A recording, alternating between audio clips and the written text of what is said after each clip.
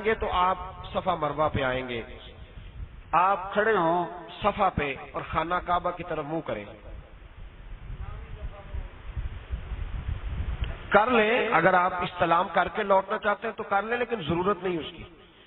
یہاں جب آپ آئیں گے، آپ صفا پہ آئیں گے تو کعبے کی طرف منہ کریں۔ پہلے جب ہم شروع میں حاضر ہوئے تھے تو اس وقت خانہ کعبہ نظر آتا تھا، صفا پہ کھڑا ہوتے تھے۔ خانہ کعبہ کی طرف منہ کریں اور اتنی دیر دعا مانگے جتنی دیر سورت بقرہ کی 25 آیتیں پڑھی جاتی ہیں، دعا مانگے۔ دعا کے بعد پھر کہیں کہ اے اللہ میں صحیح کی نیت کرتا ہوں، صحیح کا معنی کوشش، اے اللہ میں صفا مروہ کے درمیان صحیح کی نیت کرتا ہوں، میرے لیے آسان فرما اور مجھ سے، یہ جملے زیادہ مشکل تو نہیں ہے، میرے لیے آسان فرما اور مجھ سے، یہ ہر جگہ کہہ رہے ہیں، عمرے کی نیت، طواف کی نیت، اب صحیح۔ اچھا، خانہ کعبہ کے طواف کا یہ حال تھا کہ حجر اسود سے شروع کریں تو حجر اسود تک ایک پھیرا بنتا ہے، صفا مروہ کا یہ حال نہیں۔ صفا کا یہ حال ہے کہ صفا سے آپ چلیں گے اسی طرح تیسرا کلمہ پڑھتے آئیں گے۔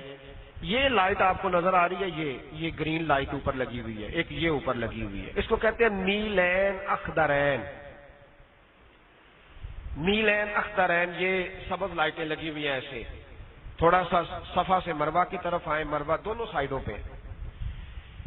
یہ وہ جگہ ہے جہاں حضرت ہاجرہ پانی کے لیے دوڑی تھی، جناب اسماعیل ایک جگہ تھے تو وہ دوڑی تھی، اللہ کو وہ دوڑنا بڑا پسند آیا ہے تو یہاں حاجی کو دوڑنے کا حکم ہے۔ مرد حضرات دوڑیں گے، لیکن میں نے دیکھا ہے وہاں لوگ شغل میلہ کرنے لگتے ہیں، دوڑیں سنجیدگی کے ساتھ، عورتوں کو منع ہے، وہ نہیں دوڑیں گے، مرد دوڑیں، اگر بہت زیادہ رش ہو تو نہ بھی دوڑیں، کوئی واجبات میں سے نہیں ہے، لیکن ذرا تیز قدموں سے دوڑ کے گزرے، یہ سنت ہے۔ اور یہاں بزرگوں نے یہ بھی لکھا ہے کہ چونکہ حضرت ہاجرہ اولاد کے لیے یہاں دوڑی تھی تو یہاں جو اولاد کے لیے دعا مانگو گے اللہ ضرور قبول فرمائے گا، یہ بھی یہاں ایک بات بزرگوں نے۔ اب یہاں سے آپ مروہ پہ آ جائیں، صفا سے مروہ پہ آئیں، وہ بھی ایک پہاڑی، اب تو خیر مٹ گئی ہے، اس کی 2-3 منزلیں بھی انہوں نے بنا دی ہیں، یہ پہاڑی ایک منزل سے نظر آتی ہے، باقی 2 منزلوں سے نظر نہیں آتی۔ وہاں آپ مروہ پہ آئیں، پھر کعبے کی طرف منہ کریں اور آپ دعا مانگیں، نہ بھی دعا کریں تو رخصت ہو جائیں، آ جائیں ایسے، اور آپ اسی طرح 4 چکروں کے اندر۔ اچھا، خانہ کعبہ میں جہاں سے شروع کیا تھا وہیں آ کے ایک مکمل ہونا تھا، لیکن صفا مروہ پہ یاد رکھیں صفا سے مروہ تک ایک پھیرا ہو جائے گا، اور مروہ سے پھر صفا، کتنے ہو گئے جی؟ یہ یاد رکھنا ہے۔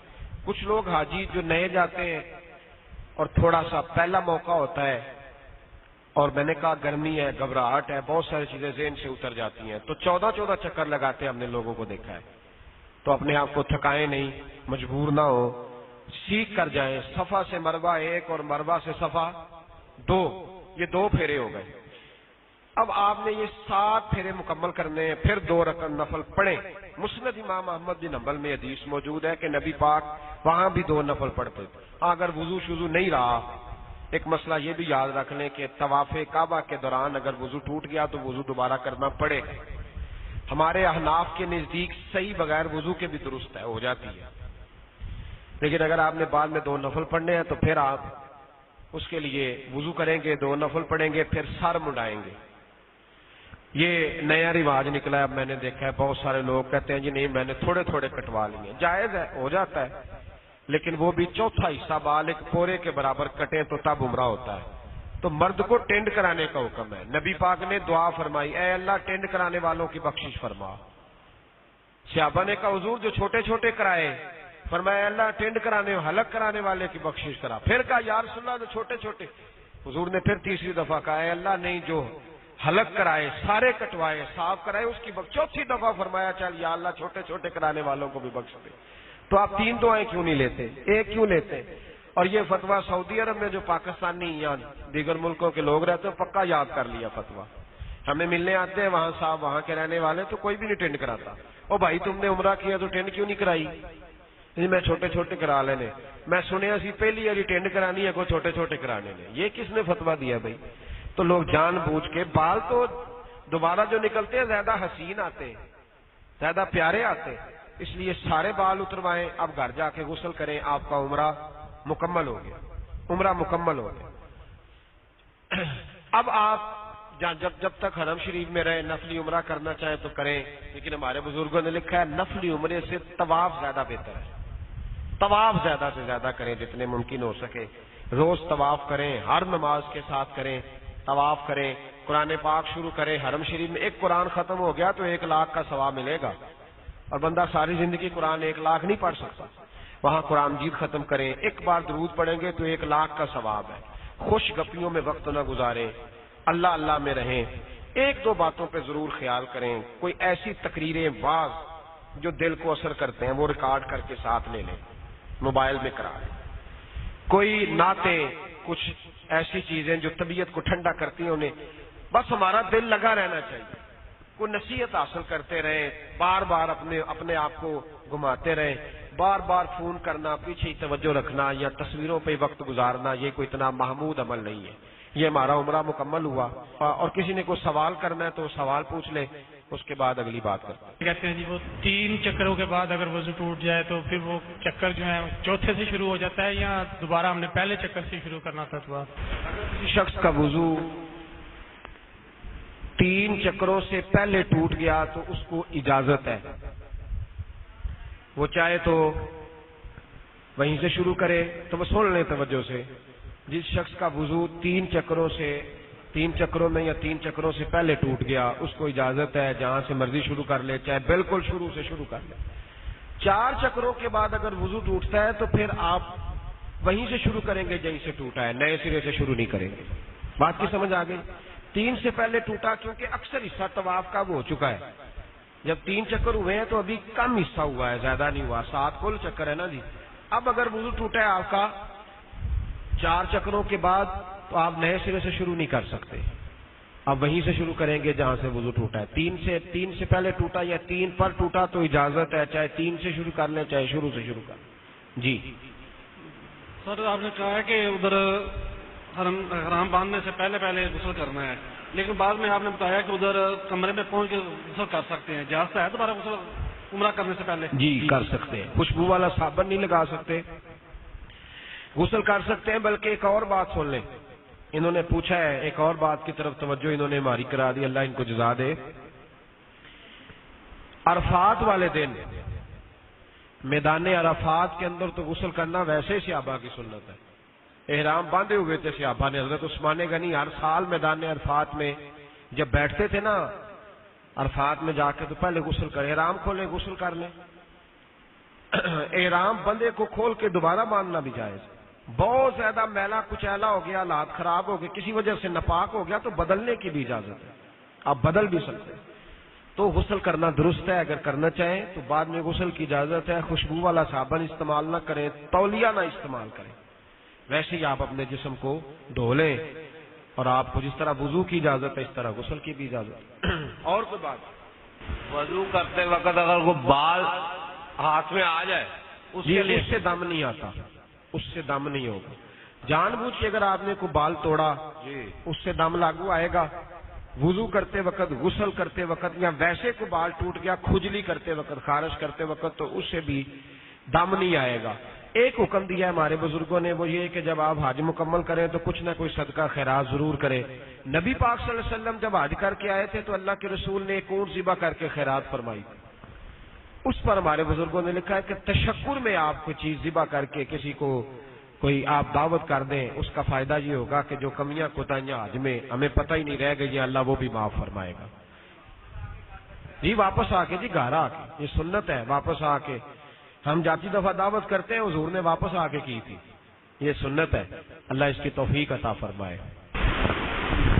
جن لوگوں نے پہلے مدینہ شریف جانا ہے جی وہ تو احرام مدینہ شریف جا کے باندھیں گے؟ جی وہ احرام مدینے سے باندھیں گے، ادھر غسل، ادھر پہلے غسل اسی طرح کریں؟ وہ بھی اپنے ہوٹل سے غسل کریں، مدینہ شریف میں جو ان کا ہوٹل ہوگا وہاں وہ غسل کریں، اپنی مکمل تیاری کریں۔ پھر ایک جگہ ہے ابیار علی، میقات مدینہ اسے کہتے ہیں، نبی پاک صلی اللہ علیہ وسلم نے وہاں سے احرام باندھا تھا، مدینے سے باہر آ، بسوں والے وہاں روکتے ہیں، بسیں کھڑی ہوتی ہیں، وہاں جگہ بنی نہانے کی، غسل کرنے کی، آپ بھی وہاں جائیں، غسل کریں، نہائیں، احرام باندھیں۔ وہاں احرام بھی بکتے ہیں باہر، کسی کو کسی چیز کی ضرورت ہو تو وہ چیز بھی مل جاتی ہے، وہاں سے آپ احرام باندھ کے حرم شریف کے لیے رخصت ہوں گے۔ یہ وہاں آسانی ہے. وہاں کچھ ٹور آپریٹر جو ہوتے ہیں وہ یہ کہتے ہیں کہ احرام آپ گھر سے باندھ لیں, وہاں نفل پڑھ کے نیت کر لینا, وہ بھی درست ہے. کوئی آدمی اگر سیدھا جدے جا رہا ہے تو وہ گھر سے احرام باندھ کے جانا چاہے تو جا سکتا ہے, جا کے وہاں نیت کر لے, ایئرپورٹ پہ جہاز میں بیٹھ کے نیت کر لے, یہ بھی درست ہے. عمرے کے بعد قیام رہا حرم شریف کے اندر, پھر حج کے لیے.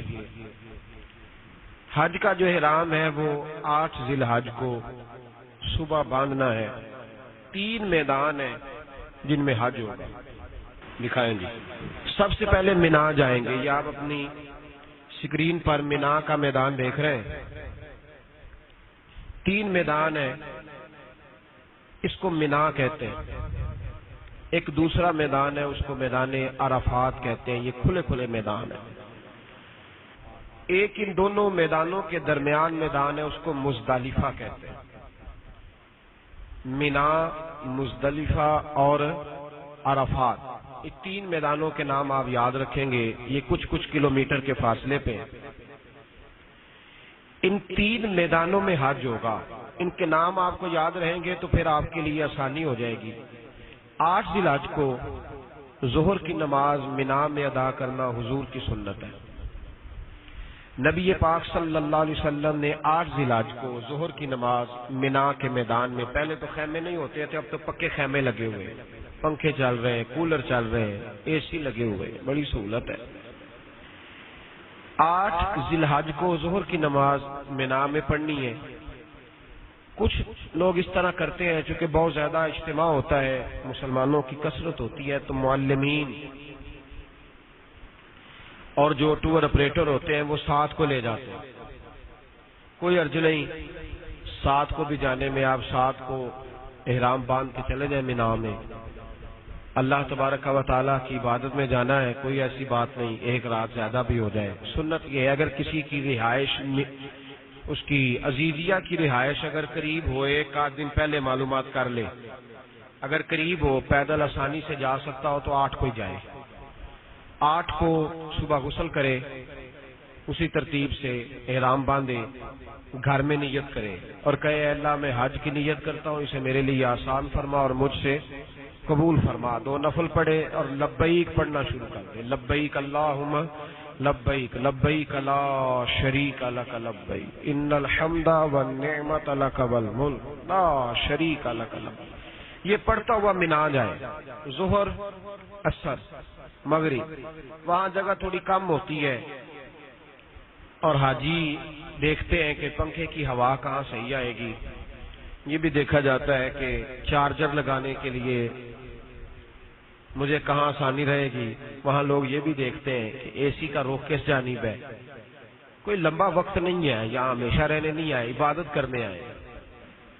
میں نے شروع میں کہا کہ اللہ نے فرمایا حج میں جھگڑا نہیں کرنا. آپ کو جہاں کونے میں جگہ مل گئی الحمدللہ. وہاں تو لوگ اپنا خیمہ لے کے جاتے تھے اور درختوں کے نیچے لوگ بیٹھے ہوتے تھے, بڑا مشکل ہوتا تھا. اب آپ بیٹھے ہوئے دیکھیں تو صحیح کہاں آئے. 3 ٹائم کھانا معلم کی طرف سے دیا جائے گا. بعض لوگوں کے مزاج کا کھانا نہیں ہوتا, وہ وہاں جھگڑا کرتے ہیں, یہ کیا لے آئے. بھئی آپ یہاں حج کرنے آئے اور آپ اللہ کو راضی کرنے آئے, نہ تو آرام کرنے آئے نہ روٹیاں کھانے آئے. احتیاط کریں ان چیزوں کی. میں نے دیکھا ہے شور ہو رہا ہوتا ہے باہر, کہیں سے سبزی مل جائے گی, کوئی ہوٹل ہے قریب, فلاں چیز ہو. بھئی یہاں آپ نے 2-4 دن کا آپ کا قیام ہے, آپ کیا کر رہے ہیں. احتیاط کا دامن تھامے. مینا میں آپ نے 5 نمازیں پڑھنی ہیں, یاد رکھ لے. ظہر, عصر, مغرب, عشاء اور فجر. یہ سنت ہے نبی پاک صلی اللہ علیہ وسلم. سید عالم صلی اللہ تعالی علیہ وسلم فجر کی نماز کے بعد مسجد خیف ہے ایک مینا میں, جہاں 70 انبیاء کرام نے نماز ادا فرمائی ہے. مسجد خیف کے پاس ایک پہاڑ ہے جس کو کوہ صبیر کہتے ہیں. جب کوہ صبیر پر سورج چمکا تھا 9 ذی الحج کو, جب کوہ صبیر پر سورج چمکا تھا تو نبی پاک صلی اللہ علیہ وسلم عرفات گئے تھے. یہ سنت مؤکدہ ہے عرفات میں رات رہنا. اب کیا ہوتا ہے کہ معلم کہتے ہیں نہیں جی چلو رش بڑا ہے, اپنے بندے بھیجنے ہیں, اور راتوں رات لے جاتے ہیں بسوں میں بھر کے. سنت رہ جاتی ہے. کوشش کریں اپنے گروپ لیڈر سے بات کریں, ہو سکے تو دیکھیں نا, کہنے کا تو ثواب ملے گا نا, نام ہی کام ہوگا. کوشش کریں. ہمیں اللہ نے موقع دیا ہے, ہم نے بات کی گزشتہ سے پیوستہ سال ہم نے گزارش کی تو باقی سارے لوگ چلے گئے. ہم نے کہا جانا سویرے ہی ہے سنت ادا کر کے چاہے پیدل جانا پڑے, لیکن اللہ نے بندوبست کر دیا, ہم بس پہ چلے گئے, صبح ہی موقع مل گیا. اگلے سال میں نے ان سے کہا کہ آپ کیوں ایسا کرتے ہیں, تو ہمارے جو ٹور آپریٹر ہیں انہوں نے گزشتہ سال سارے حاجیوں کو وہ لے کے ہی صبح گئے سنت ادا کرا کے, صبح فجر کے بعد. یعنی 8 بات کی سمجھ آ رہی ہے, 8 کو کون سی نماز مینا میں پڑھنی ہے؟ زور کی. کب تک رہنا ہے؟ 9 کی. فجر پڑھ کے ذکر فکر میں لگ جائیں, ناشتہ کریں, جو آپ کو کام کرنا ہے. جب سورج چمکے تو عرفات جائیں.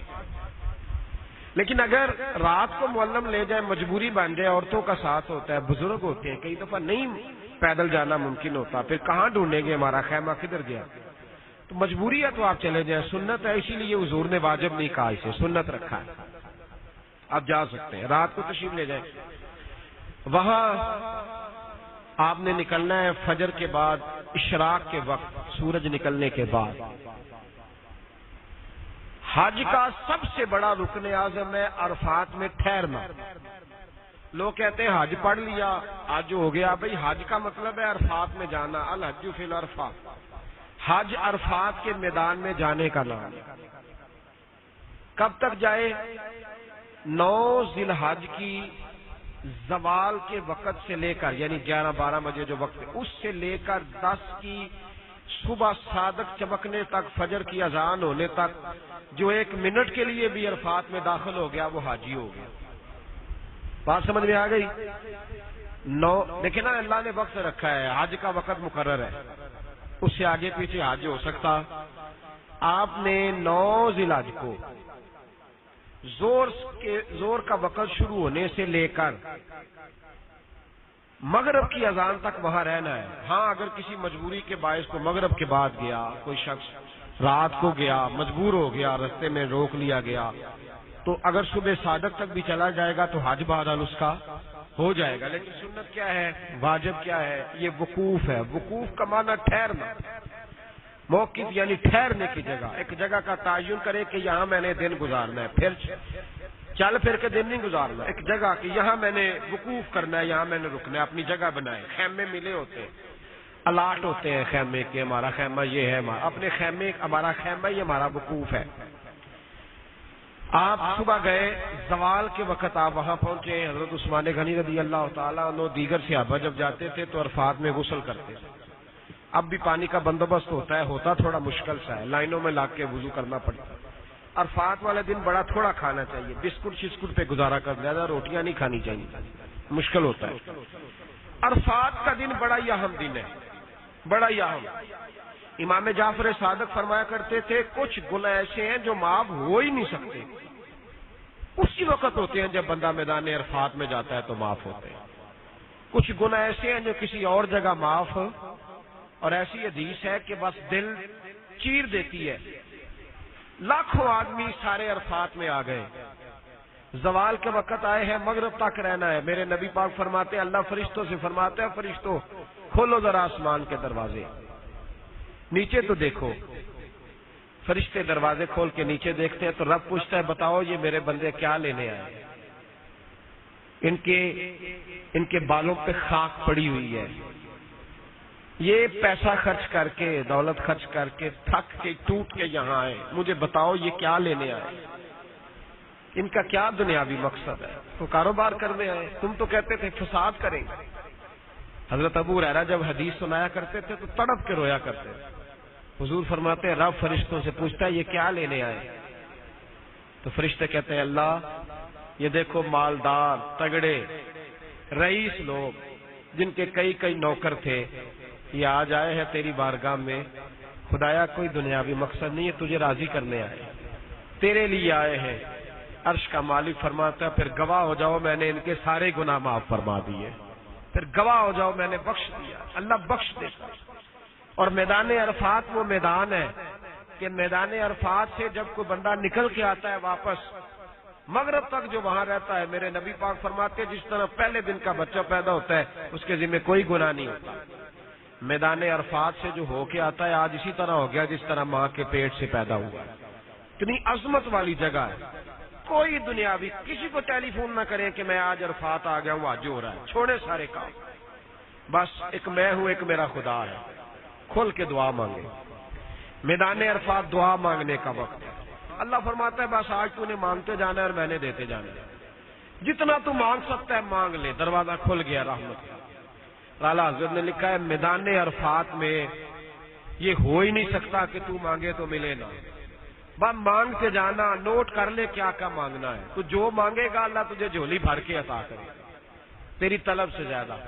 سارا دن دعا مانگے، التجا کریں، وظیفے پڑھیں، وضو میں رہیں، روزہ نہ رکھنا سنت ہے، عرفات کے دن روزہ نہیں رکھنا چاہیے، دعا مانگے، نفل پڑھے، قرآن شریف پڑھے، سب سے زیادہ حکم دعا مانگنے کا ہے۔ کوشش کرے کہ کچھ دیر کے لیے باہر نکل آئے خیمے سے، چھت بھی اوپر نہ ہو، سایہ نہ ہو، بس ایک آسمان ہو، دوسرا بندہ ہو، مغرب کی اذان تک وہاں رہے، دعائیں مانگے۔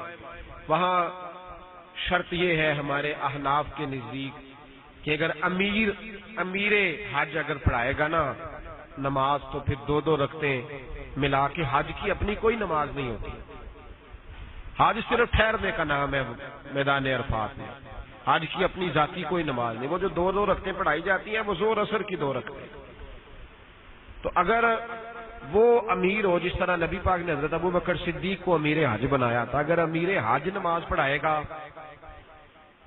تو دو رکھتے زور اور ایک اذان ہوگی، ایک اقامت ہوگی، دو رکھتے زور کی پڑھی جائیں گی، پھر دوبارہ اقامت پڑھی جائے گی، ساتھ ہی دوسری اقامت کے ساتھ دو رکھتے اثر کی پڑھ لی جائیں گی ملا کے۔ اب امیر حج نہیں پڑھاتا، اب وہ جس طرح ہمارے پاکستان کے حکمرانوں نے مولویوں کی ڈیوٹی لگائی ہے جنازے جمعے نمازیں پڑھانے کی، انہوں نے بھی علماء رکھے ہوئے۔ ہمارے امام صاحب کے نزدیک اب شرط پوری نہیں ہوتی، لہذا اس طرح کرنا چاہیے کہ اپنے خیمے میں، امام اعظم ابو حنیفہ کا یہ مسلک ہے۔ آپ کوئی کسی ترتیب سے پڑھنا چاہے تو ہم اس پہ قدغن اور پابندی نہیں لگا رہے، لیکن امام صاحب کا یہ موقف ہے کہ وہ اپنے خیمے میں زور کے وقت میں زور پڑھے، عصر کے وقت میں عصر پڑھے، اپنے اپنے وقت پہ پڑھے، چونکہ امیر حج اب حج نہیں پڑھاتا، اب عام لوگ حج پڑھاتے ہیں۔ اللہ کرے کہ اسلامی حکومت آئے پوری دنیا میں اور ہمارا جو امیر ہو وہ جمعہ پڑھانے کے بھی قابل ہو، وہ نماز استسقاء بھی پڑھائے، حضرت عمر بن عبدالعزیز جیسے لوگ حکمران بن گئے تو یہ شرطیں پوری ہو جائیں۔ تو اپنے وقت میں زور پڑھیں گے، عصر کے وقت میں عصر پڑھیں گے، نماز پڑھ کے پھر دعا میں لگ جائیں، مغرب تک دعا مانگے۔ دیکھیں نبی پاک کی سنت، مغرب کی یہ نماز جلدی پڑھنے کا حکم ہے، لیکن عرفات میں یہ حکم ہے کہ جب اذان ہو جائے تو نکل جائے عرفات سے، نماز نہیں پڑھنی، نکل جائے۔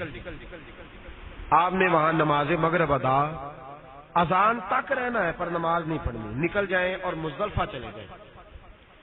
ٹوٹل 35-40 منٹ کا پیدل سفر ہے۔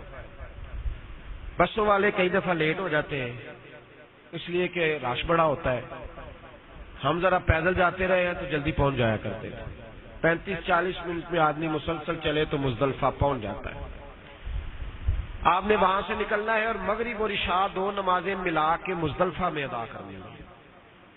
پہلے مغرب کے 2 یا 3 فرض پڑھیں، پھر اگر آپ مسافر ہیں، مقیم نہیں، تو پھر آپ 2 فرض عشاء کے ادا کریں قصر نماز کے۔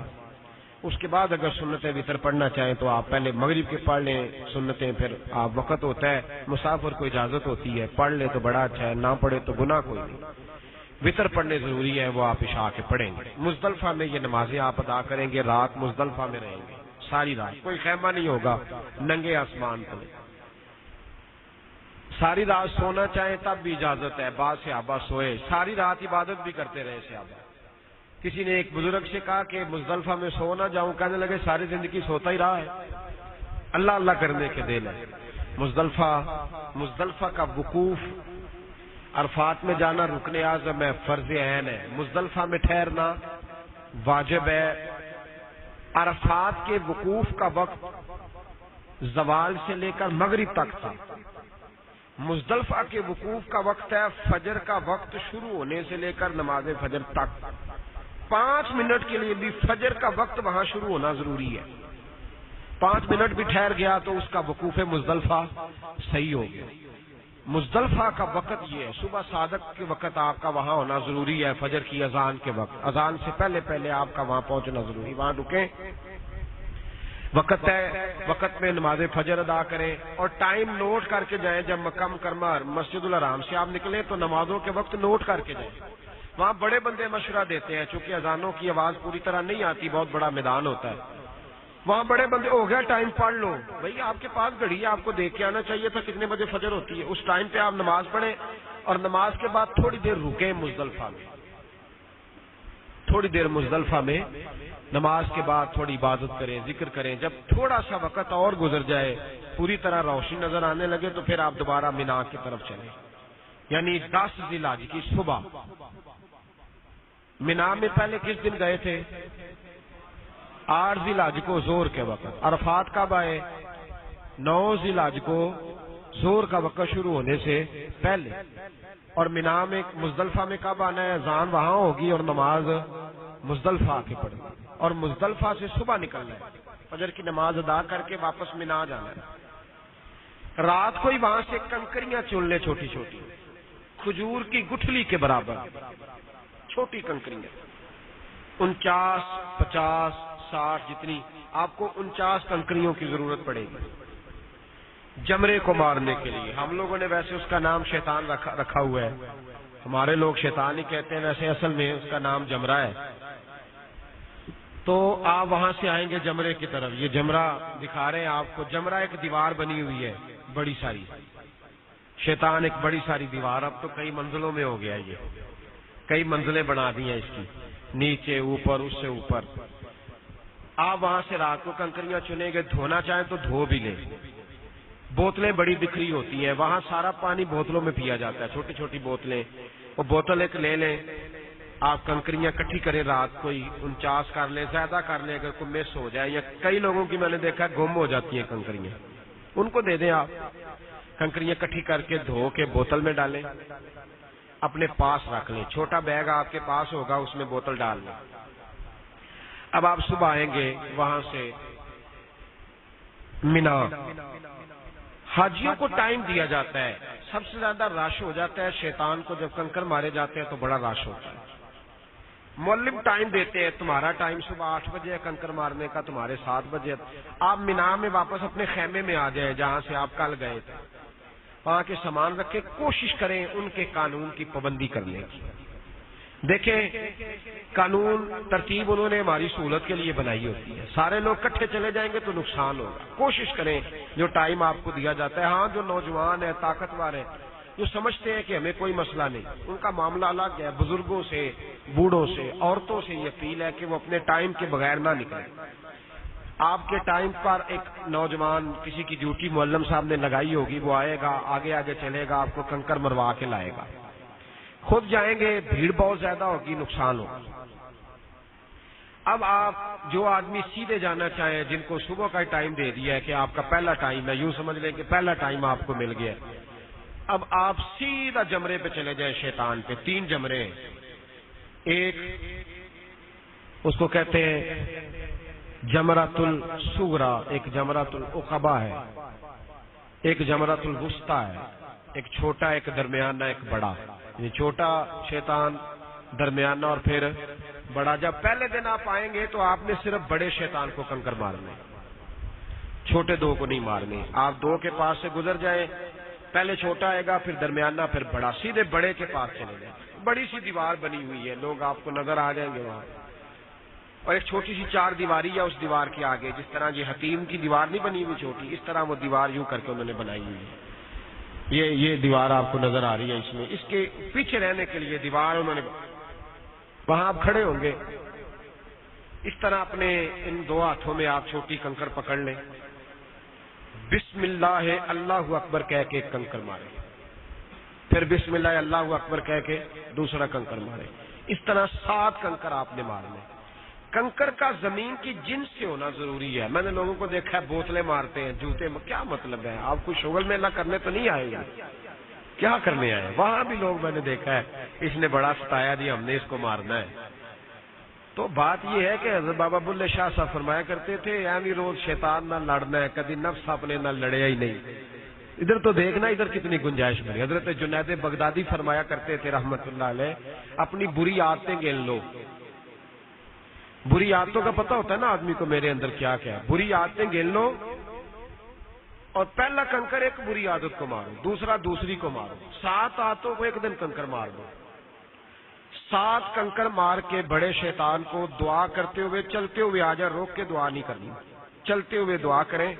اور آپ نکل آئے. حکم تو یہ تھا کہ فوراً پلٹ آؤ, لیکن اب انہوں نے عوام کی سہولت کے لیے فوراً پلٹنے کا نہیں بلکہ اوپر سے ہو کے آنا پڑے گا. آپ طے کریں اپنی رہائش جو آپ کی ہے عزیزیہ میں وہ کہاں ہے, خیمہ کہاں ہے, ذرا اچھی یادداشت کے ساتھ لکھ لیں یہ نمبر گلی ہے, وہاں جا کے نوٹ کر, تاکہ آپ کو ڈھونڈنا نہ پڑے, مجبوری نہ بنے. آپ طے کریں, طے کر کے آپ لوگ واپس کنکر مار کے کوشش کریں اگر آپ کی رہائش عزیزیہ کی قریب ہے تو رہائش پہ چلے جائیں. آپ نے قربانی کے لیے ٹوکن جمع کرایا ہوگا, جس نے ٹوکن جمع کرایا اسے وقت ملا ہوگا, وہ جس وقت پہ اس نے ٹوکن ملا ہے اس سے پہلے وہ ٹینڈ نہیں کروا سکتا, حلق نہیں کروا سکتا, احرام نہیں کھول سکتا. قربانی امام اعظم کے نزدیک ترتیب واجب ہے, پہلے شیطان کو کنکر مارے گا, پھر قربانی کرے گا, اس کے بعد پھر وہ حلق کرائے گا, یہ حکم ہے. اب وہاں کیا ہوتا ہے کہ وقت دے دیا جاتا ہے 11 ذی الحج کا. اب آپ کی مجبوری ہے, آپ 11 ذی الحج تک احرام نہیں کھول سکتے. اچھا وہاں چور بازاری بھی میں نے دیکھی ہے, اللہ معاف کرے. وہاں لوگ آتے ہیں جی ہم آپ کی قربانی کرا دیں گے, پیسے دے دیں, بہت سارے پیسے بٹور کے لے جاتے ہیں. اگر آپ نے کسی شخص کو پیسے دینے ہیں تو کوئی قابل اعتماد شخص ہو, اس کو پیسے دیں. پرائیویٹ قربانی کروانا رہتا اچھا ہے, برا نہیں, لیکن اس کے لیے مشکل ہوتا ہے اعتبار والا شخص ملنا. کسی اعتبار والے شخص کو پیسے دیں. جب آپ, اور قربانی اس طرح ہو کہ جب آپ کنکر مارے تو آپ اس کو ٹیلی فون کریں.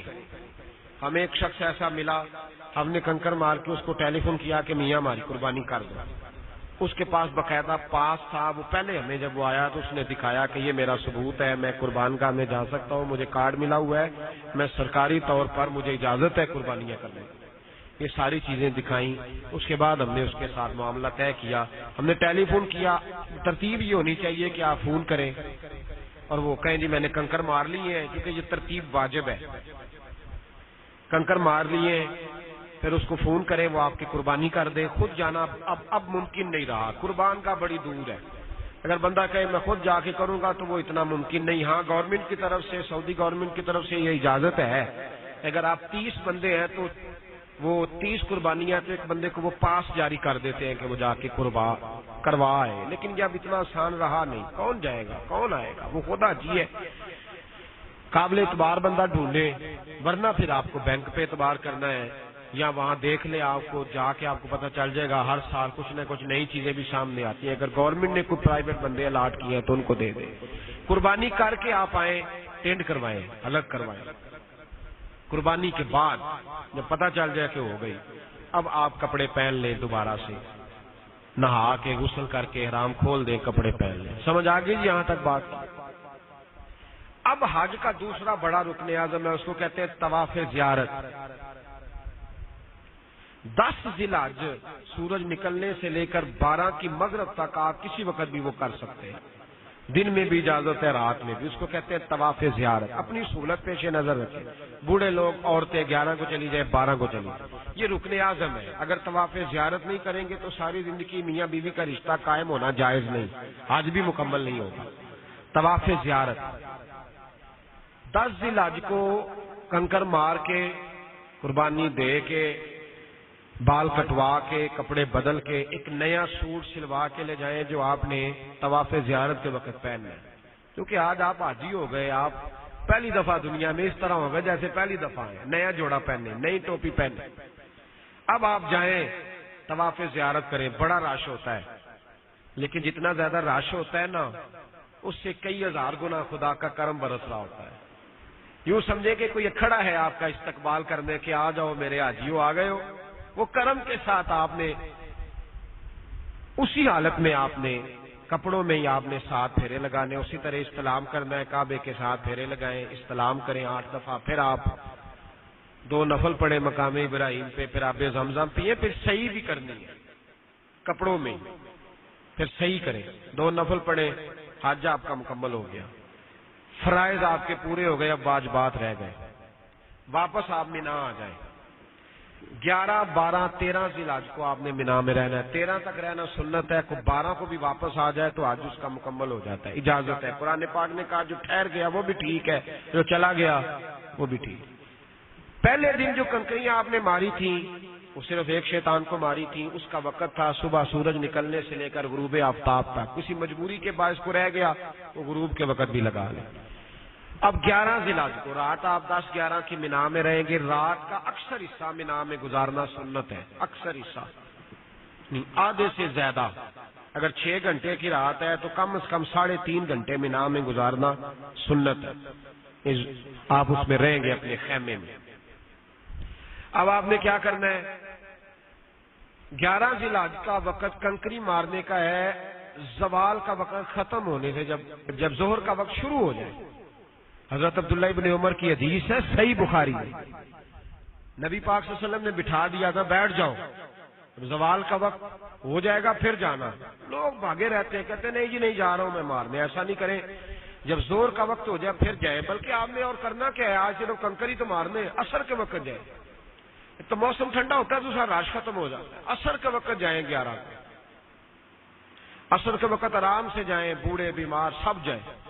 اور آج طریقہ کار یہ ہے کہ پہلے چھوٹے شیطان کو 7 کنکر مارنے، بسم اللہ اللہ اکبر، بسم اللہ اللہ اکبر، بسم اللہ بولیے، بسم اللہ اللہ اکبر، یوں کنکر مارے، اور کنکر مار کے تھوڑا سا آگے بڑھے اور دعا مانگے۔ سورۃ بقرہ کی 25 آیتیں جتنی دیر میں پڑھی جاتی ہے اتنی دیر دعا مانگے، پہلے شیطان کو کنکر مار، یہ بھی قبولیت کی جگہ ہے۔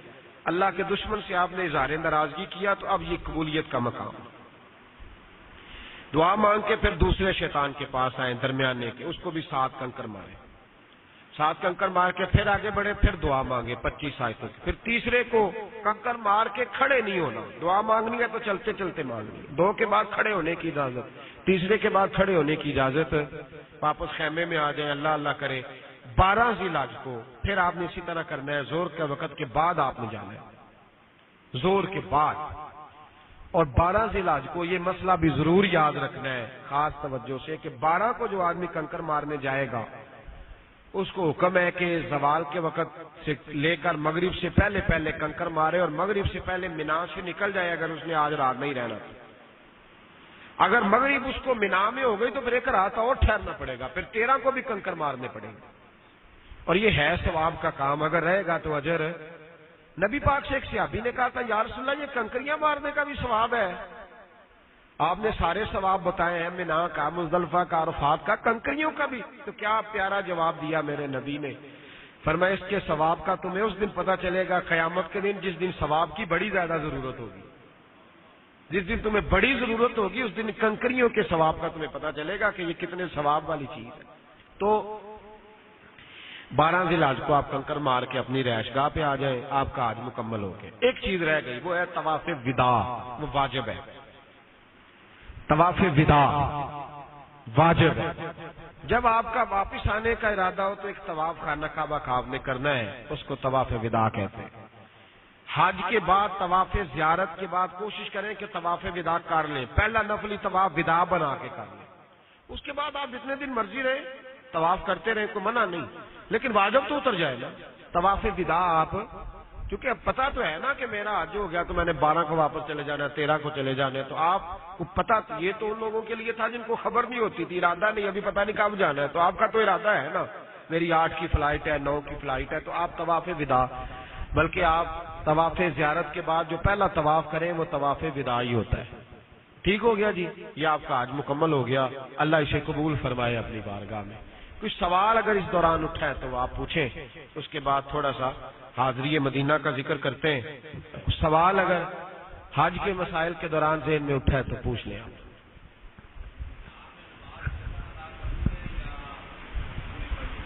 مینا میں نماز قصر پڑھنی ہے یا پوری پڑھنی ہے؟ اللہ کے رسول صلی اللہ علیہ وسلم نے بطور مسافر کے نمازیں ادا کی مینا میں۔ ہم میں سے بہت کم لوگ ہوتے ہیں جنہوں نے 15 دن سے زیادہ کسی ایک جگہ رہنا ہوتا ہے، کم لوگ ہوتے ہیں۔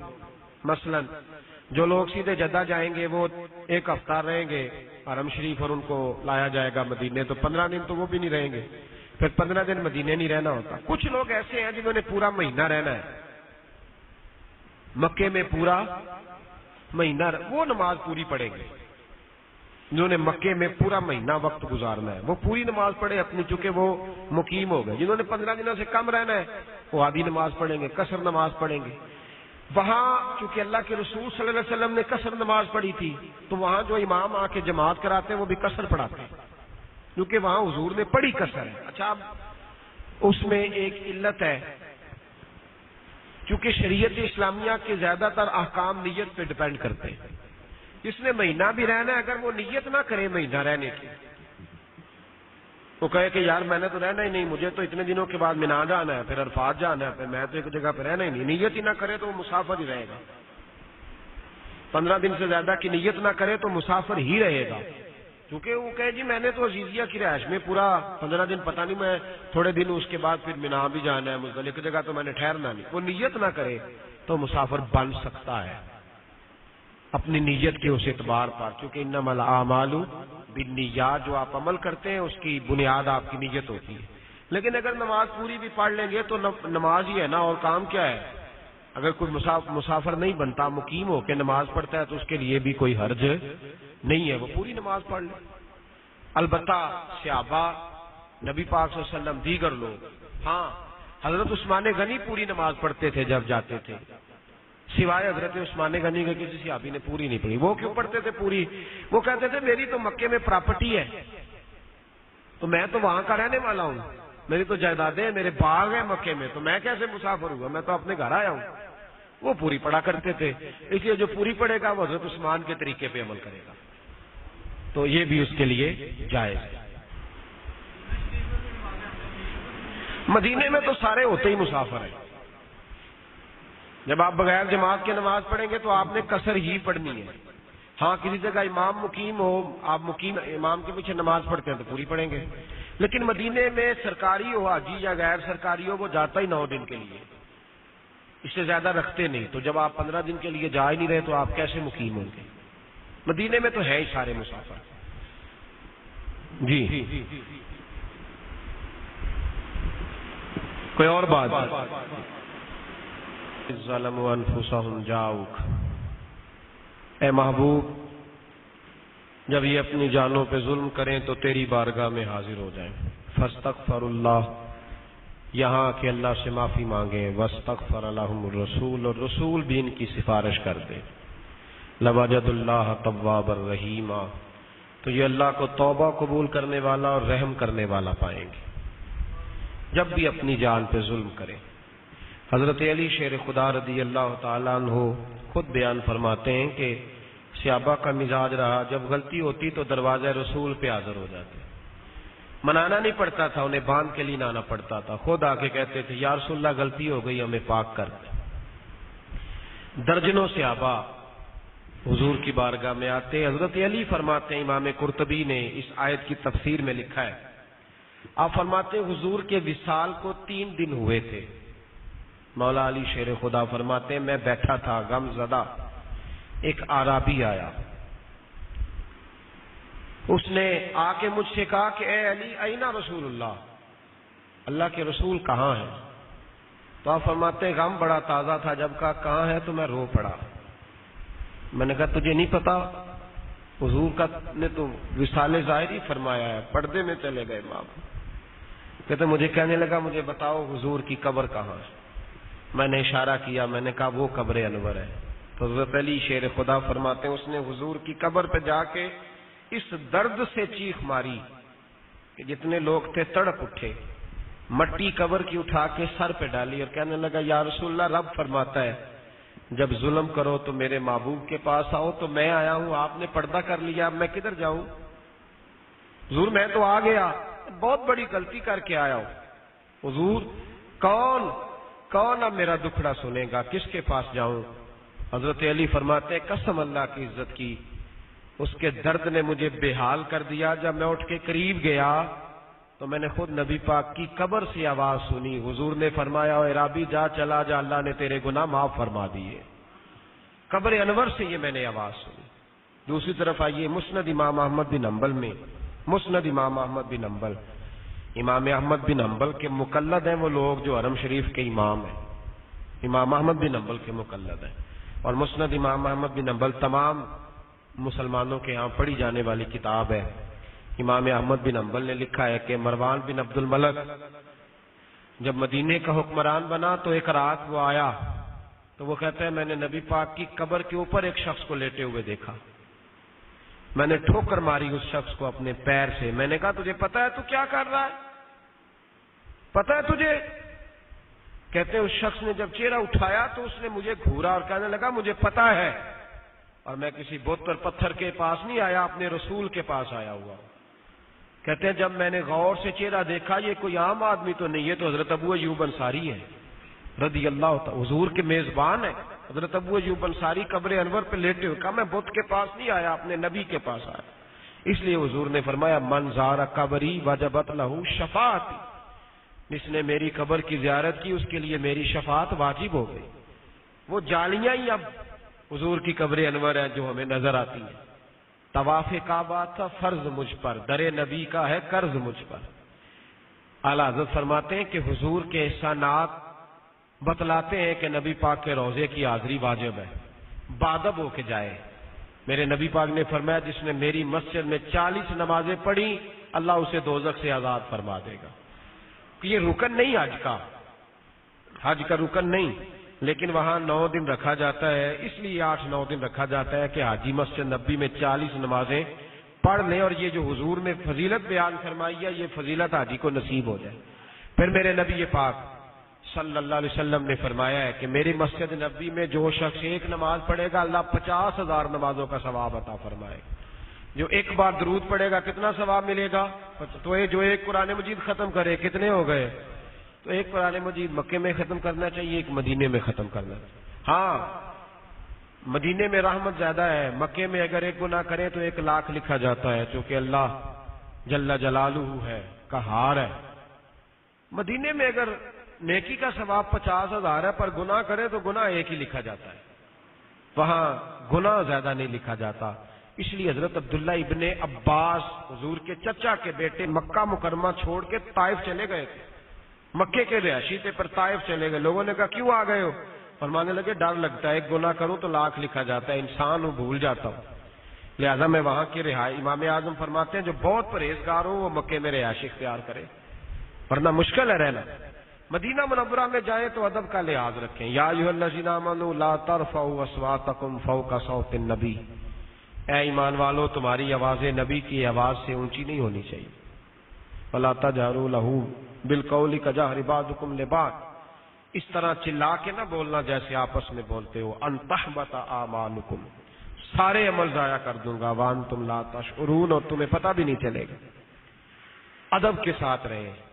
اقبال کہتے ہیں نفس گم کردہ می آیت جنید و با یزیدی جا، کہتے ہیں یہ حضرت جنید بغدادی اور با یزید جیسے لوگ بھی آئیں تو سانس گم کر کے آتے ہیں۔ مدینے میں جائیں تو مسجد نبوی میں نے دیکھا ہے وہاں لوگ لڑائی کرتے ہیں، چیخیں مارتے ہیں ریاض الجنہ میں۔ مدینے میں ریاض الجنت ہے، سبحان اللہ، دنیا میں کہیں اور جنت نہیں، صرف مدینے میں جنت ہے۔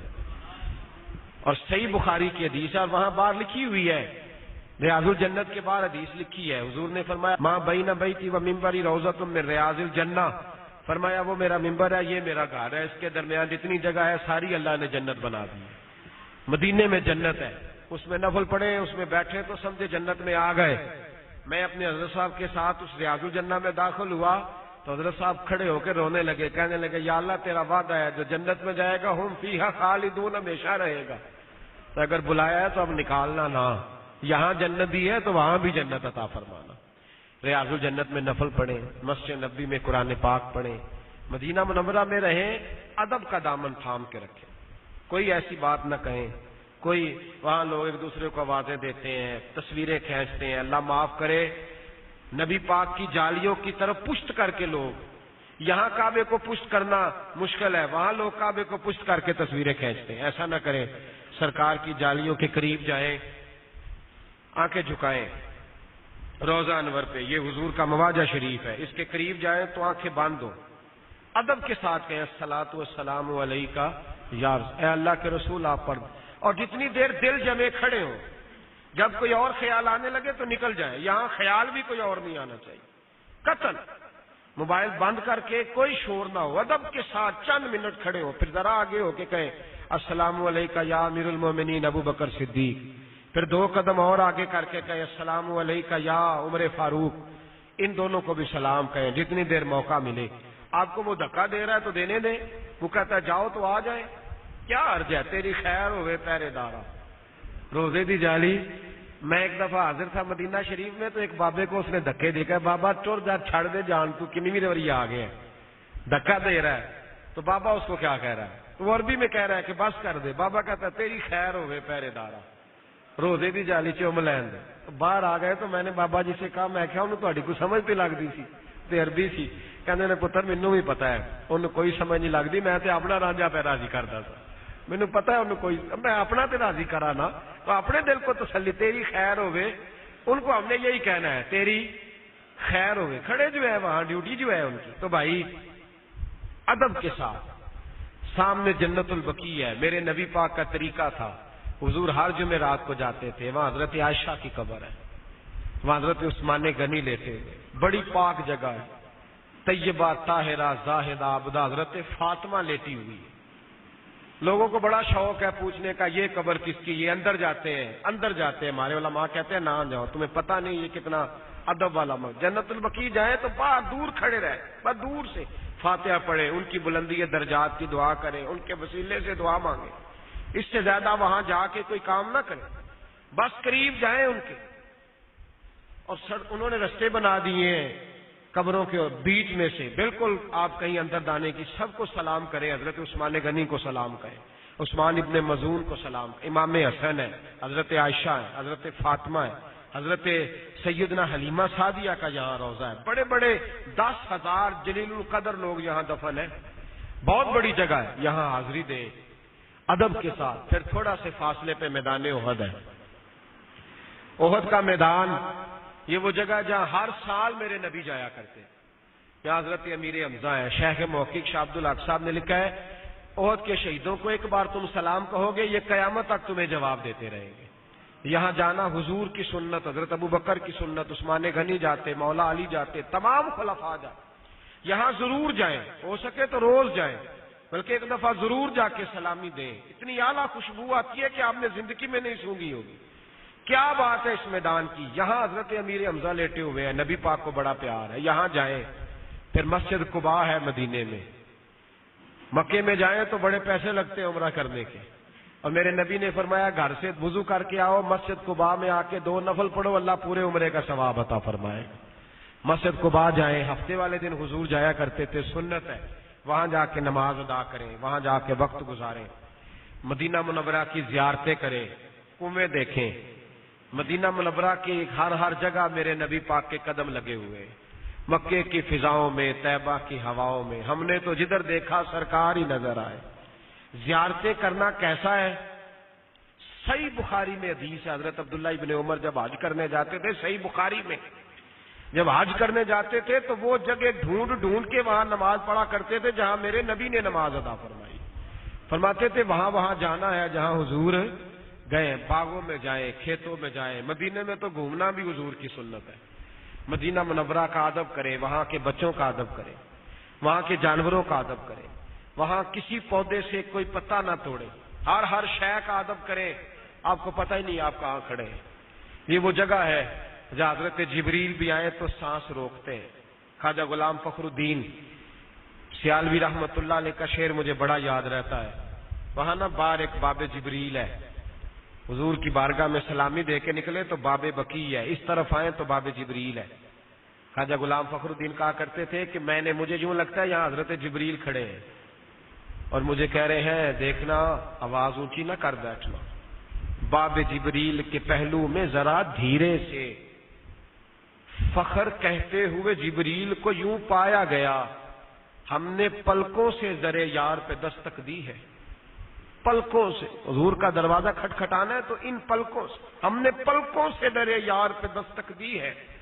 ذرا آواز اونچی ہوئی تو عمر کا سرمایہ گیا. حضرت عمر کا زمانہ تھا تو کچھ لوگ آئے مسجد نبوی میں اونچا اونچا بولنے لگے. حضرت عمر نے بلایا, کہاں کے رہنے والے ہو؟ کہا فلاں شہر کے. فرمایا اگر تم مدینے کے ہوتے میں تمہیں دروں سے مارتا. تمہیں پتہ نہیں یہ روضہ رسول ہے؟ یہاں اونچا بولتے ہو. نفس گم کر دمی آیت جنید و با یزیدی جا, سانس بھی یہاں تیز نہیں لینی. اے پائے نظر ہوش میں آ, یہ کوہ نبی ہے. آنکھوں سے بھی چلنا یہاں بے ادبی ہے. ادب کرے, احترام کرے, وہاں وقت گزارے. تو جب باب السلام سے حاضری دینے جائے تو سمٹ کے جائے, درود پاک پڑھتے جائیں, دائیں بائیں مسجد کے نقش و نگار بعد میں دیکھیے گا. ہمارے بزرگ فرماتے ہیں روضہ رسول پہ یوں جاؤ جیسے نبی پاک سامنے بیٹھے ہوئے, کوئی ادھر ادھر تمہاری توجہ نہ ہو. در رسول پہ جائیں, درود پڑھیں, سلام عرض کریں. کوئی خواہش کا اظہار کرنا ہے تو کریں, سرکار سے کہیں اسالو کا شفاعت کا یا رسول اللہ, حضور میں آ گیا ہوں میری سفارش کیجیے. تو نبی پاک کی بارگاہ میں بادب حاضری دیں, حرم شریف میں رہیں, وہاں نمازیں پڑھیں, عبادتیں کریں. مدینے کا سب سے بڑا وظیفہ درود پاک ہے. سب سے زیادہ درود و سلام مدینہ شریف میں پڑھیں. اسمعوا صلاۃ اہل محبتی, حضور نے فرمایا جو محبت سے درود پڑھے اس کا درود میں خود سنا کرتا ہوں. وہاں پیار سے درود پاک پڑھیں. وقت گزاریں تو بڑی عاجزی کے ساتھ گزاریں, اور مدینے سے نکلیں تو روتے ہوئے نکلیں. اگرچہ پی آیا ہوں سمندر مگر بڑی تشنگی ہے اندر, میں خوش ہوں لیکن بجا بجا ہوں در نبی سے پلٹ رہا. مدینہ شریف کی ہر ہر شے کا ادب کریں. امیر ملت پیر جماعت علی شاہ صاحب رحمۃ اللہ علیہ جب گئے مدینہ شریف تو آپ کے ساتھ کچھ مرید تھے. ایک کتا آپ کے قدموں کو لگنے لگا, کپڑوں کو, تو ایک مرید نے ڈنڈا مارا کتے کی ٹانگ پہ, تو وہ چیختا ہوا چلا گیا. 100 سال سے زیادہ عمر تھی حضرت پیر صاحب کی. پیر صاحب پیچھے پیچھے دوڑے اور کتے کو اٹھا کے لائے, پھر پگڑی کھول کے اس کے زخم پہ پٹی باندھی, پھر رہائش پہ لائے, اسے دودھ پلایا اور کہنے لگے مدینے کے کتے حضور کی بارگاہ میں شکایت نہ کر دینا کہ یہ پیر بنا پھرتا ہے, مریدوں کو لے کے آتا ہے تو آ کے ہمیں تکلیف دیتا ہے. حضور کی بارگاہ میں میری شکایت نہ کرنا, مجھے معاف کر دے. یہ ادب تھا ہمارے بزرگوں کا. وہ کہا کرتے تھے یہ شہر رسول ہے, یہاں جگہ جگہ نبی پاک کی یادیں بکھری ہوئی. یہاں کیوں ان جانوروں کا ادب کیوں ہے؟ حضرت عائشہ کہتی ہیں جو گھر کے اندر ہم نے جانور رکھے ہوئے تھے, جب نبی پاک آتے تھے تو وہ بولا نہیں کرتے. مدینے کے جانور بھی حضور کا ادب کرتے. حضور کسی اونٹ پر کسی گھوڑے پر سوار ہوتے, جب تک نبی پاک بیٹھے رہتے وہ گھوڑا وہ اونٹ پیشاب نہیں کرتا تھا, لید نہیں کرتا تھا, پخانہ نہیں کرتا تھا. وہ جانور بھی ادب کرتے. وہ حضور کا ادب کرتے تھے, ہمیں جانوروں کا ادب کرنا چاہیے. وہاں اہتمام کے ساتھ رہے. اور جب مکے سے بھی نکلے تو دعا مانگ کے نکلے کہ یا اللہ بار بار بلا, کئی بار بلا. مدینے سے بھی نکلے تو یہ دعا مانگ کے نکلے. میری دعا ہے اللہ ہمارے حج کو قبول فرمائے, اللہ ہمیں غلطیوں سے بچائے, اللہ پاک ہمیں صحیح معنوں میں حج مبرور کی توفیق عطا فرمائے. اللہ پاک پوری دنیا سے جتنے لوگ حج کے لیے جا رہے ہیں ان کا قبول فرمائے. جو تڑپ رہے ہیں انہیں اللہ موقع عطا فرمائے. ایک حدیث سنیں اور بات ختم کروں. نبی پاک نے فرمایا ہے, مسلم شریف کی حدیث ہے, کچھ لوگوں کو اللہ قیامت کے دن فرمائے گا اٹھو جاؤ جنت میں. کہیں گے یا اللہ تیرے فضل سے جا رہے ہیں. اللہ فرمائے گا تم نے حج کیا تھا, اس حج کی برکت سے تمہیں جنت دے رہا ہوں. تو لوگ عرض کریں گے اللہ ہم تو گئے ہی نہیں, ہم نے تو کیا نہیں, غریب لوگ تھے. صحیح مسلم کے لفظ ہے. اللہ فرمائیں گے جب حاجی جاتے تھے دل تڑپتا تھا, جب حاجی جاتے تھے طبیعت پریشان ہوتی تھی, دل کرتا تھا یا اللہ بڑا کرتا تھا. فرمایا بس تمہاری اس تڑپ کی وجہ سے ہی میں نے تمہیں حج کا ثواب عطا فرما دیا. تو جب نہ جانے والے کو ثواب ملتا ہے تو غوث اعظم فرماتے ہیں ذوق اور شوق اگر تیری پاس دو سواریاں نہ ہوئی تو حج عمرے کا مزہ نہیں آئے گا. شوق ذوق, یہ سوچ کے تو کون ہے, تجھے کیا بنا دیا گیا, اپنے اندر تڑپ پیدا کر, ذوق پیدا کر. نعت سننے سے ذوق آتا ہے تو نعت سنے, کوئی تقریر سننے سے آتا ہے تو تقریر سنے. بار بار ذوق کو توانا رکھے اپنے اندر کہ مومن کو عاشق رسول کو بیدار رکھیں, پھر اس ذوق اور شوق کے ساتھ جائیں. پھر آپ کو حج تکلیف نہیں دے گا, عمرہ دقت نہیں کرے گا, مدینہ میں جانے کا لطف آئے گا, پھر سارے سفر کی صحبتیں بھول جائیں گی. اللہ تعالی ہمیں عمل کی توفیق دے. کوئی سوال کسی کے ذہن میں مزید آیا تو پوچھ لے, پھر دعا کرتے ہیں.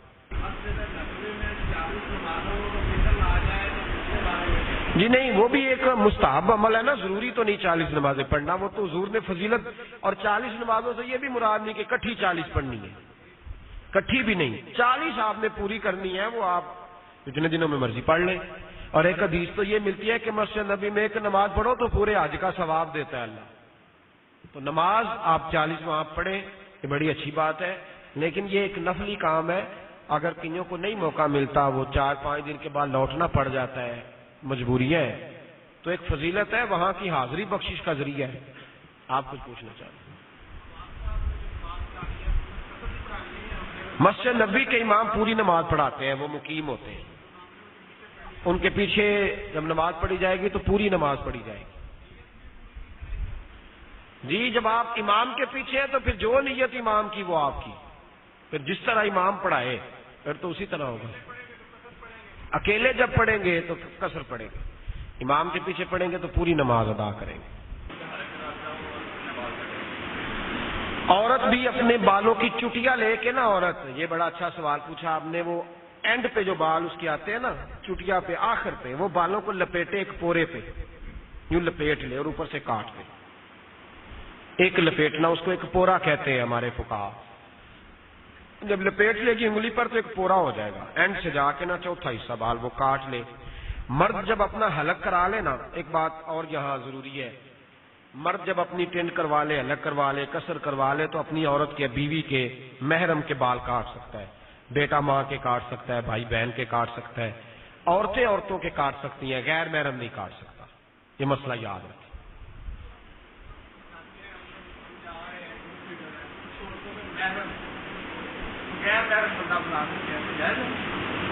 بالکل جائز نہیں۔ ایک بات صرف ذہن میں رکھیں کہ اگر کوئی بندہ کسی بھی طریقے سے حج پہ چلا جاتا ہے نا تو حج اس کا ہو جاتا ہے۔ کوئی نجائز پیسوں سے حج کرنے چلا گیا تو ہم یہ نہیں کہہ سکتے کہ فرض حج ادا نہیں ہوا، اس کا حج اچھا نہیں کیا اس نے۔ عورت غیر محرم کے ساتھ جائے گی، اس نے بہت بڑی زیادتی کی، اس کی شرطیں پوری نہیں تھی، وہ کیوں گئی؟ نہیں جانا چاہیے، لیکن اگر چلی گئی حج اس کا ہو جائے گا۔ محرم اگر تو وہ خود بنا ہے جان بوجھ کے تو پھر تو اس نے غلط کیا ہے، اگر بینک والوں نے بنا دیا تو پھر ان کی غلطی ہے، پھر وہ بھگتیں گے، کمپنی والوں نے بنا دیا تو ان کی غلطی ہے، وہ بھگتیں گے۔ اگر اس کو پتا تھا تو اس کو منع کرنا چاہیے تھا کہ یار میری محرم نہیں، تم کیوں محرم بنا رہے ہو؟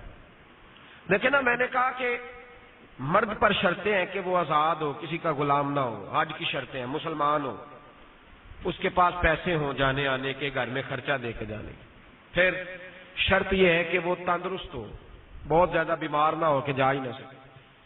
عورت کے لیے ایک شرط زیادہ ہے حج کرنے کی کہ اس کے ساتھ محرم ہو، اگر نہیں تو اس پہ حج ہی فرض نہیں ہوتا جب تک محرم نہ ملے۔ جی جی، آپ نے صبح عمرہ کیا، ٹینڈ کروائی، شام کو دوبارہ عمرہ کرنے چلے گئے، کوئی بال نہیں سر پہ، پھر بھی اس طرح پھروانا ہے، کوئی شے نہیں سر پہ، آپ نے اس طرح پھر بھی پھروانا ہے، شرط ہے جی، ضروری ہے، آپ کا عمرہ ہی مکمل نہیں ہوگا، واجب ہے کوئی جی جی بالکل۔ اگر آپ نے تیسری دفعہ عمرہ کیا، چوتھی دفعہ عمرہ کیا، آپ لوگ ایک ایک دن میں 2 عمرے کرتے ہیں، وہ جاتے ہیں مسجد جارانہ سے جا کے احرام باندھ کے آتے ہیں، مسجد عائشہ سے جا کے، تو اگر وہ دوبارہ عمرہ کرے گا تو سر پہ کوئی شے نہیں، پھر بھی اس نے اس طرح پھروانا ہے، یہ ضروری ہے جی۔ اگر احرام آپ کا صاف ہے تو دھونے کی ضرورت نہیں، ہاں غسل کر کے آپ وہی احرام پہن لیں، آپ کا عمرہ ٹھیک ہو جائے گا۔ اگر دھو کے باندھ لیں گے تو یہ ہے کہ بعض اوقات اس میں پسینہ وغیرہ آتا ہے، بدبو شامل ہو جاتی ہے، تو ذرا اچھی بات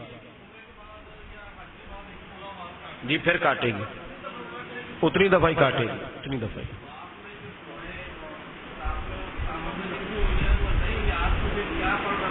دیکھو میں نے عرض کیا تھا کہ 4 چکروں میں تیسرا کلمہ پڑھے، اس میں اللہ کی ساری صفتوں کا ذکر ہے، 4 پھیروں میں تیسرا کلمہ سبحان اللہ والحمد للہ ولا الہ الا اللہ واللہ، 4 پھیروں میں یہ پڑھے، 3 پھیروں میں درود پاک پڑھ لیں، وہ کوئی سا بھی آپ پڑھ سکتے ہیں، وہ درود پاک آپ پڑھ لیں تو آپ دعائیں، بڑا مشکل ہوتا ہے، لوگ کتاب سے دیکھ کے پڑھتے ہیں، ایک تو میں نے دیکھا ہے کتاب سے دیکھنے سے ذوق نہیں حاصل ہوتا، توجہ ہی نہیں رہتی، اور راش میں ویسے بھی مشکل ہوتا ہے. تو آپ زبانی پڑھے، جو سا بھی ذکر آپ کریں گے، سبحان اللہ و بحمدہ سبحان اللہ العظیم، اس کو پڑھے. پہلا کلمہ پڑھے لا الہ الا اللہ محمد رسول اللہ صلی اللہ علیہ وسلم، دونوں کام ہو گئے، ذکر بھی ہو گیا، درود بھی ہو گیا. کوئی سا وظیفہ آپ پڑھ لیں لیکن زبانی پڑھے. میری تو رائے، لکھا ہے کتابوں میں بڑا کچھ، لیکن میں دوستوں کو یہی مشورہ دیتا ہوں کہ بڑا مشکل ہے. کچھ ہم لوگ عربی نہیں ہیں، تو بہت سارے لوگ قاری یا حافظ بھی نہیں ہوتے، ان کو تو عام روٹین میں جوڑ جاڑ کر کے پڑھنا پڑتا ہے. تو کیسے صحیح پڑھیں گے؟ جب دیکھ کے پڑھیں گے تو مشکل ہو جائے گا. اس لیے وہی پڑھیں جو. ایک دفعہ مجھے ایک بابا جی نے پوچھا، وہ میرے آگے کھڑے تھے سرکار کی جالیوں کے سامنے، تو کہنے لگے جی یہ کیا ہے؟ درود لکھے ہوئے تھے، وہ دیکھ کے پڑھ رہے تھے. تو میں نے نا ان کو عربی میں معروضہ تھا، حضور کے لیے استغاثہ تھا، یا رسول اللہ مہربانی کرے، نظر کرے، وہ عربی میں سارا کچھ لکھا ہوا. تو میں نے وہ کاپی بابا جی کی لپیٹ کے ان کی جیب میں ڈال دی. میں نے کہا بابا جی آپ پنجابی میں بات کریں، حضور کو ساری زبانیں آتی ہیں، ساری زبانیں آتی ہیں. آپ کیا درود پاک آپ پڑھیں، اس کے بعد اگر کوئی بات کرنی ہے تو اپنی زبان میں آپ بات کریں. روزے دے دوالے نے غلامہ دیاں ٹولیاں، ایک پویا سن دے کروڑا دیاں بولیاں. تو وہاں تو سرکار کو ہر بولی آتی ہے. اللہ قرآن میں کہتا ہے جب میں کسی نبی کو بھیجتا ہوں تو اس کی قوم کی زبان سکھا کے بھیجتا ہوں. تو شارحین مفسرین نے لکھا ہے جتنے حضور کی امت میں لوگ بولیاں بولنے والے ہیں وہ ساری زبانیں نبی پاک کو آتی. حضرت سلمان فارسی رضی اللہ تعالیٰ عنہ کہتے ہیں کہ یہودی تھا، وہ عبرانی بولتا تھا.